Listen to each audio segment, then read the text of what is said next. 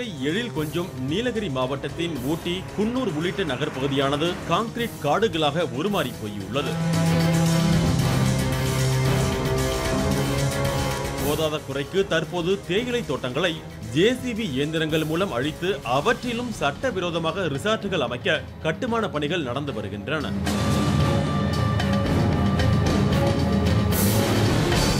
30 degree சாய்வான மலைப்பகுதியில் கட்டுமான பணிகள் நடைபெறக்கூடாது, 7 மீட்டர் உயரத்திற்கு மேல் கட்டிடங்கள் கட்டக்கூடாது என கட்டுமான பணிகளுக்கு கடும் விதிமுறைகள் வகுக்கப்பட்டுள்ள நிலையிலும் எதனையும் மதிக்காமல் சமதள பகுதிகளில் உள்ளது போன்ற அடுக்குமாடி ஹோட்டல்களும் தங்கும் விடுதிகளும் புதிதாக முளைத்து வருவது மாவட்ட நிர்வாகத்திற்கு பெரும் தலைவலியை ஏற்படுத்தியுள்ளது. இந்த சட்டவிரோத கட்டிடங்களின் பெருக்கத்தால் நீலகிரி மாவட்டத்தில் நிலச்சரிவு அபாயம் உள்ள பகுதிகளின் எண்ணிக்கை 101 இருந்து 233 உயர்ந்துள்ளது என்று எச்சரித்துள்ளார் மாவட்ட ஆட்சியர் இன்னசென்ட் திவ்யா. நீலகிரி மாவட்டம் பொறுத்த வரைக்கும் நிலச்சரிவு அபாயகரமான பகுதிகள் 101 இருந்து 233 உயர்ந்துள்ளது. அது வந்து 12 ஆண்டுகால இடைவேளையில் இந்த மாதிரி அதிகமாக நம்மளுக்கு உருவாகி இருக்கு.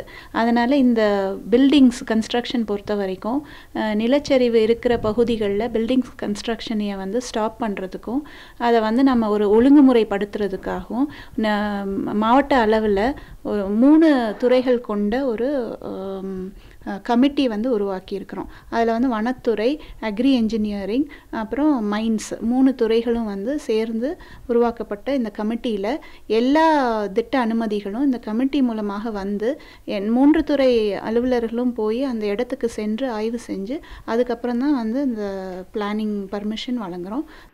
இந்த எச்சரிக்கையையும் மீறி சட்டவிரோதமாக பல கட்டிடங்கள் ஆக்கிரமித்துள்ளதாக குற்றம் சாட்டப்படுகிறது. வீடு கட்டுவதற்கு அனுமதி பெற்றுவிட்டு வணிக வளாகம் அமைப்பது, அனுமதியின்றி ஆழ்துளை கிணறு என மாவட்டம் முழுவதும் 1323 கட்டிடங்கள் விதிமீறி கட்டப்பட்டுள்ளதாக கண்டறியப்பட்டுள்ளது. அனுமதியின்றி நடக்கும் கட்டுமான பணிகளை கண்டறிந்து நடவடிக்கை மேற்கொள்ள 3 துறைகளை சேர்ந்த அதிகாரிகளை கொண்ட குழுக்கள் அமைத்து நடவடிக்கை மேற்கொண்டு வருவதாக மாவட்ட ஆட்சியர் இன்னசென்ட் திவ்யா தெரிவித்துள்ளார்.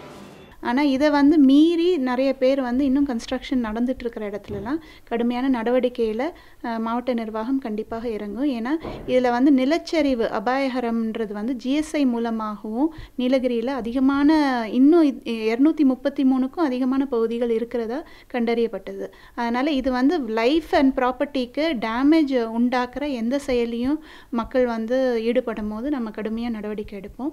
நீலகிரி மாவட்டத்தில் நாளுக்கு நாள் நிலச்சரிவு அபாயம் உள்ள பகுதிகளின் எண்ணிக்கை அதிகரித்து வருவதால் கடும் மழை காலங்களில் விபரீத சம்பவங்கள் ஏதும் நிகழாத வண்ணம் அவற்றை தடுப்பதற்கு முன்கூட்டியே சட்டவிரோத கட்டிடங்களை பாரபட்சமின்றி அகற்ற மாவட்ட நிர்வாகம் நடவடிக்கை மேற்கொள்ள வேண்டும் என்பதே அனைவரின் எதிர்பார்ப்பு. பாலிமர் செய்திகளுக்காக ஊட்டி செய்தியாளர் அம்சா.